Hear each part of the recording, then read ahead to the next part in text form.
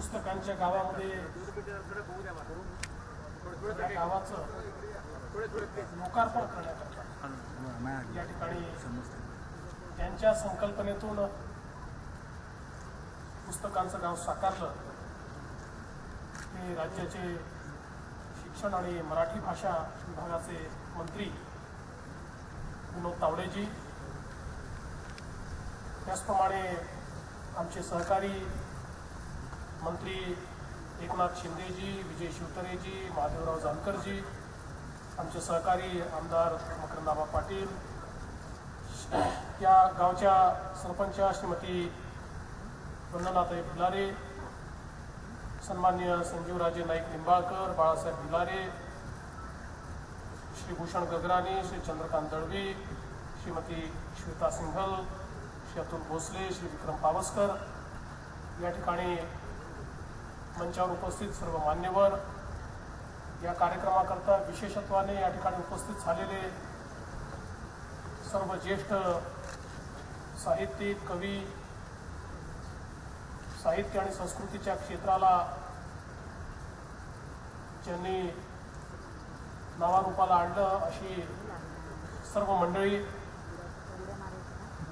या कार्यक्रमाकरता विशेषत्वाने बाहेरून आलेली सर्व मंडळी आणि या पुस्तकाच्या गावातील विलारमधील सर्व ग्रामस्थ भगिनी आणि बंधूंनो, मी सर्वप्रथम आपल्या सर्वांच्या वतीनं आमचे सहकारी राज्याचे शिक्षण मंत्री विनोद तावडेजी यांचं अतिशय मनपूर्वक अभिनंदन करतो। एक सुंदर संकल्पना आज या महाराष्ट्रामध्ये त्यांनी रुजवली। खरं म्हणजे देशातलं पहिलं पुस्तकांचं गाव आपल्या महाराष्ट्रामध्ये भिलारमध्ये साकारताय, ही आपल्या सगळ्यांकरता आनंदाची आणि अभिमानाची गोष्ट आहे। आणि म्हणून त्यांचं अभिनंदन करताना भिलार गावच्या सरपंच असतील, इथले लोकप्रतिनिधी असतील आणि इथले गावकरी असतील, या सगळ्यांचं मी अतिशय मनपूर्वक अभिनंदन करतो। कारण एखादा उत्सव साजरा करणं हे तुलनेनं सोपं असतं।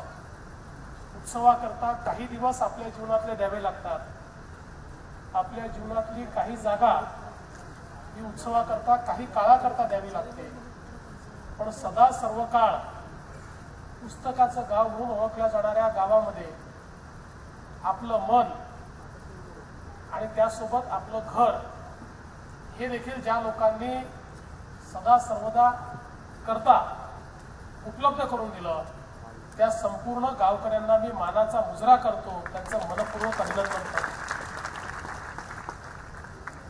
स्ट्रॉबेरी करता प्रसिद्ध असलेलं गाव पुस्तकांकरता प्रसिद्ध आता होणार आहे। आणि विनोदजी म्हणाले त्याप्रमाणे पुस्तकाचं गाव आणि सोबत स्ट्रॉबेरीची चव अशा प्रकारे आता हळूहळू याच्यामध्ये आपल्याला बदल होताना दिसेल, याबद्दल माझ्या मनामध्ये कुठलीही शंका नाही। खरं तर मराठी माणसाला पुस्तकाचं आकर्षण हे पहिलेपासूनच आहे। साहित्य असेल, नाटकं असतील, संगीत असेल, याचं प्रचंड आकर्षण हे मराठी मनाला नेहमीच राहिलेलं आहे। आणि या आकर्षणाला कुठल्या भाषेच्या भिंती देखील राहिल्या नाही। मराठी माणसानं सर्व भाषांमधलं साहित्य हे अंगीकारलं आहे, ते स्वीकारलं आहे, त्याची नेहमीच प्रशंसा केलेली आहे। आणि जितक्या मोठ्या प्रमाणात विविध प्रकारचं साहित्य हे मराठी भाषेमध्ये सापडतं, तेवढं देशातल्या कदाचित अन्य भाषांमध्ये सापडतच असेल असं मला वाटत नाही। जेवढ्या मोठ्या प्रमाणात मराठी साहित्यावर चर्चा होता, तेवढ्या चर्चा देशातल्या अन्य कुठल्याही भाषेमध्ये होत नाही। जेवढ्या विविध प्रकारची साहित्य संमेलनं ही महाराष्ट्रामध्ये आणि मराठी माणसाची देशभरात जगभरात होतात, तेवढी अन्य कुठल्या भाषेची होताना मला दिसत नाही। आणि म्हणून या संपूर्ण वाचन संस्कृतीला अतिशय आपुलकीनं अंगीकारलेला असा हा मराठी माणूस आहे।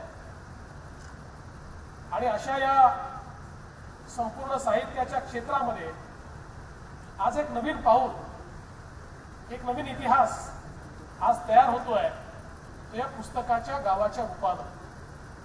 खरं म्हणजे वाचनाचा जो आनंद आहे तो अत्यंत निखळ आहे.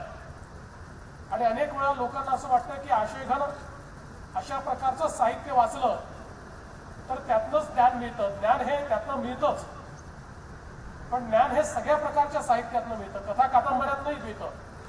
याचं कारण असं आहे की त्या त्या वेळची समाजाची जी परिस्थिती असते त्या परिस्थितीचं जे प्रतिबिंब साहित्यातनं उमटत असतं त्या प्रतिबिंबाच्या आधारावर आपल्याही जाणीवेच्या कक्षा रुंदावत असतात. आणि म्हणून प्रगल्भता जी समाजामध्ये येते ती सर्व प्रकारच्या वाचनाने येत असते. आणि मग त्याच्या रुंदावलेल्या कक्षा कदाचित वेगवेगळ्या प्रकारच्या साहित्यातनं वेगवेगळ्या प्रकारे त्या फुलत असतील.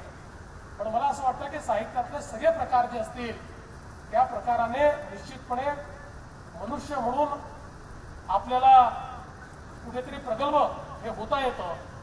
आणि म्हणून आपल्या सगळ्यांना खरं तर वाचनाची मोठी आवड असते. अलीकडच्या काळामध्ये थोडासा याच्यामध्ये बदल येतो आहे. वाचनाकडे लोकांचा ओढा कमी होतोय का अशा प्रकारचेही गोष्टी आपल्या समोर येत आहेत. माध्यमं बदलली आहेत. खरं म्हणजे ज्यावेळी पहिल्यांदा छपाई यंत्राचं संशोधन झालं आणि छपाई यंत्राने पुस्तकं छापणं सुरू केलं त्यानंतरच्या कालखंडामध्ये मोठी क्रांती झालेली आपण बघितली.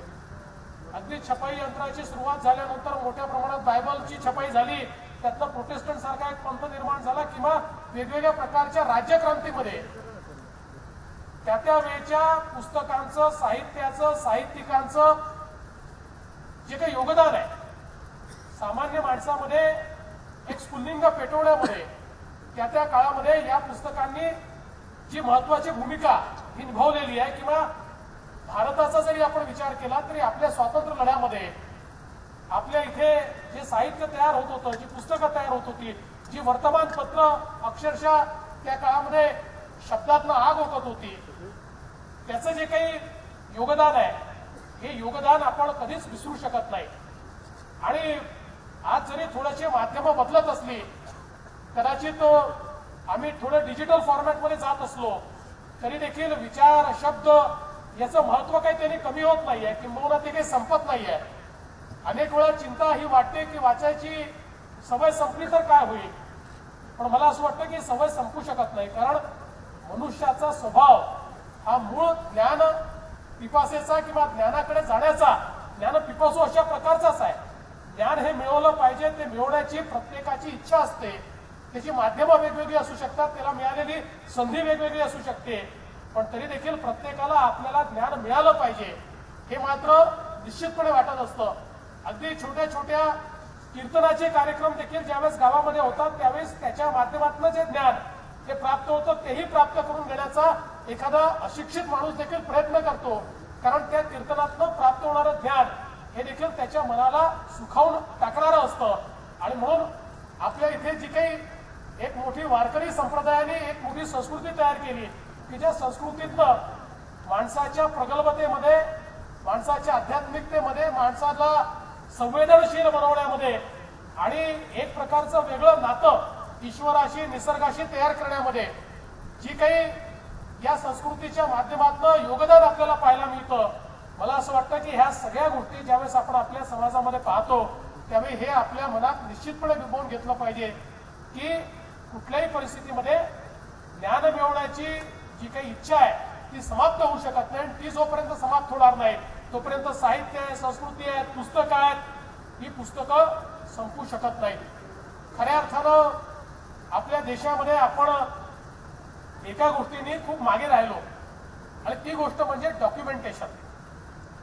कुठल्याही ज्या काही आपले ऐतिहासिक विचार आहेत, परंपरा आहेत, वेगवेगळ्या प्रकारचे शोध आहेत, याचं जेवढ्या मोठ्या प्रमाणात आपण डॉक्युमेंटेशन करायला पाहिजे होतं ते आपण त्या त्या काळामध्ये केलं नाही.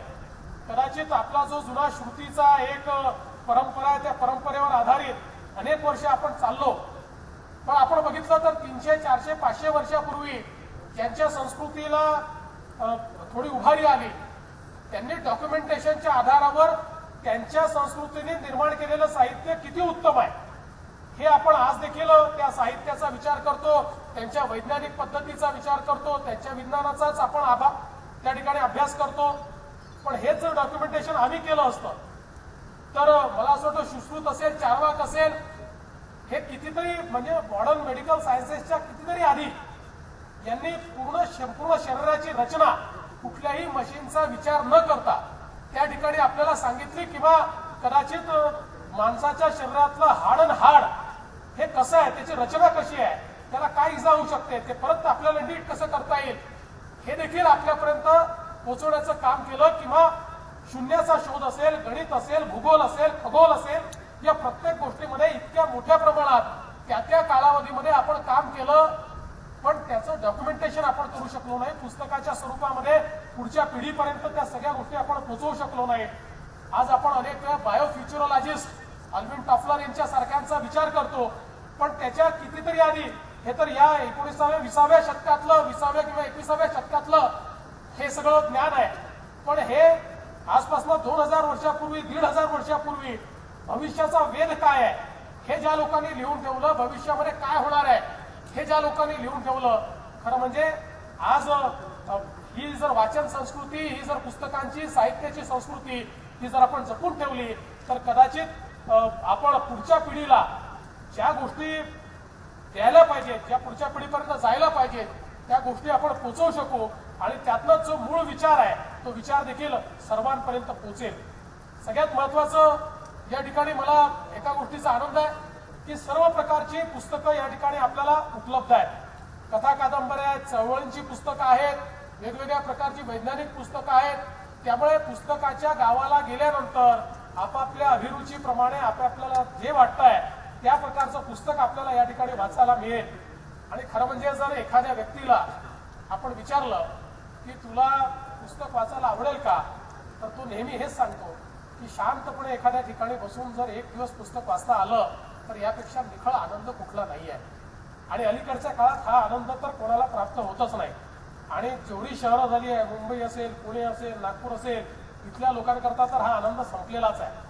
पण आता त्या लोकांना आनंद देण्याकरता पुस्तकाचं गाव तयार झालंय. या गावात 2-3 दिवसाकरता या निखळ आनंद घ्या, या ठिकाणी राहा, या ठिकाणची सगळी पुस्तकं जेवढी वाचायची ती वाचा आणि त्याच्यामध्ये कोणीही तुम्हाला त्रास देणार नाही, कोणी तुम्हाला. आणि खरं म्हणजे पुस्तकांच्या गावी आल्यानंतर आपला मोबाईलही बाजूला ठेवून दिला तर अधिक चांगला आनंद घेता येईल. अलीकडच्या काळामध्ये तर पुस्तकही मोबाईलवर वाचायला मिळतात, त्याच्यामुळे त्या मोबाईलची एवढी आपल्याला सवय लागलेली आहे. आणि बोलताना कमीत कमी बोललं पाहिजे तसं मायक्रो ब्लॉगिंग सुरू झालेलं आहे.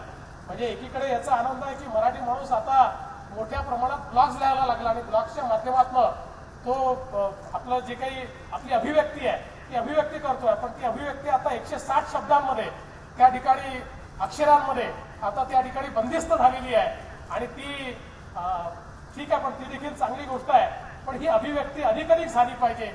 या दृष्टीनं मला असं वाटतं की पुस्तकांचं गाव एक अत्यंत महत्वाचा टप्पा हा आपल्या या संपूर्ण वाटचालीमध्ये ठरणार आहे. मी विनोदजींचं मनपूर्वक अभिनंदन करतो. खरं म्हणजे कुठल्याही व्यक्तीला आपल्या जीवनामध्ये एक काम तरी असं करता आलं पाहिजे की जे काम हे इतिहासामध्ये नोंद ठेवून जाईल आणि जे काम वर्षानुवर्ष खऱ्या अर्थानं लोकांना प्रेरणा देत जाईल. विनोदजी, अशा प्रकारचं काम करण्याची संधी तुम्हाला मिळाली आणि ते तुम्ही करून दाखवलं, याबद्दल तुमचं मनपूर्वक अभिनंदन करतो. आणि या गावाचं अभिनंदन करतो की देशाच्या इतिहासामध्ये आता प्रत्येक वेळी पुस्तकांचं गाव म्हणून भिलारचं नाव घेतलं जाईल. स्ट्रॉबेरीचं गाव म्हणून हे गाव माहिती होतं, पण किती लोकांना माहिती होतं ते कदाचित तेवढ्या लोकांना माहिती असेल असं मला वाटत नाही. पण आता पुस्तकाचं गाव झाल्यानंतर देशातल्या सगळ्या प्रांतातल्या सगळ्या लोकांपर्यंत या गावाचं नाव निश्चितपणे पोहोचेल. गावकऱ्यांचं अभिनंदन. एक गोष्ट या निमित्ताने सांगतो की अनेक साहित्यिक या ठिकाणी प्रकाशक देखील असतील. माझी त्यांना विनंती आहे की या पुढच्या काळामध्ये प्रकाशनाचं डेस्टिनेशन म्हणून या गावाचा विचार आपल्याला जर करता आला तर चांगल्या पुस्तकांचं प्रकाशन देखील असं वाटलं पाहिजे की प्रकाशन कुठे झालं. म्हणजे जसं एक मॅरेज डेस्टिनेशन असतं, लोक कुठे उदयपूरला जाऊन लग्न करतात, अजून कुठे जयपूरला जाऊन लग्न करतात. म्हणजे उदयपूरला केलेलं लग्न हे काहीतरी डेस्टिनेशन मॅरेज आहे. तसं डेस्टिनेशन प्रकाशन हे भिलारला जाऊन झालं पाहिजे. अशा प्रकारचा आपण सगळ्यांनी जरूर विचार करावा. आणि मी आपल्याला या ठिकाणी शब्द देतो की आपल्याला जर एखाद्या वेळेस असं वाटलं की एखादं पुस्तक हे माझ्या लायक आहे, तर निश्चितपणे त्या पुस्तकाच्या प्रकाशनाकरता मी देखील या ठिकाणी येईल, एवढंच आपल्याला या निमित्ताने सांगतो. पुन्हा एकदा आपल्याला शुभेच्छा देतो आणि माझं बोलणं संपवतो. धन्यवाद. जय हिंद, जय महाराष्ट्र.